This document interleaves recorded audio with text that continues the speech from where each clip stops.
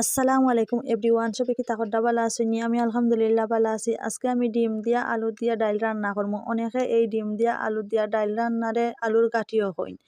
তো আমি আলুর গাঠি বা ডাইল করার লাগি চুলার মাঝে আগুন ধরাই দিলাম। একটা ডেগও বয়াই দিলাম চুলার উপরে। ডেকটা আমার গরম হয়ে গেছে, এখন আমি পরিমাণ মতো তেল দিলাম। তেলটাও আমার গরম হয়ে গেছে, এখন পরিমাণ মতো পেঁয়াজও দিলাম। পেঁয়াজটাও আমি দিয়া লাড়াচাড়া করে লইলাম দেজু দিয়া। পেঁয়াজটা লাড়াচাড়া কিছু সময় করিয়া এখন আমি সুন্দর করে দইয়া রাখা 3টা তেজপাতাও দিলাম।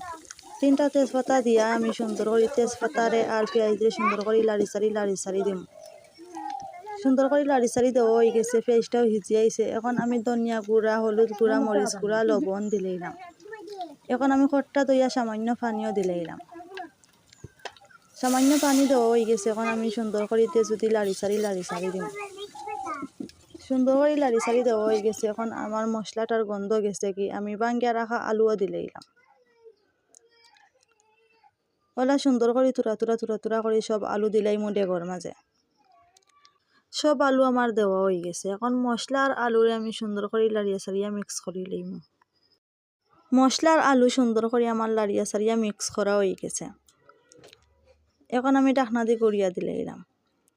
ঢাকনা দিয়ে গড়িয়া দিয়া কত সময় জাল দিলাম। আমার আলুটাও উতরাই গেছে। এখন আমি চুলিয়া রাখা ডিমও দিলাম। ডিমগুলা দেওয়া হয়ে গেছে আমার। এখন যদি সুন্দর করে লাড়ি সারি দিম। সুন্দর করে লাড়ি দিয়া ঢাকনা দিয়ে গড়িয়া দিলাম। কত সময় জাল দেওয়া করে ঢাকনাটা উঠলাইয়া দিলাম আমি খাটিয়া রাখা ধনিয়া পাতা।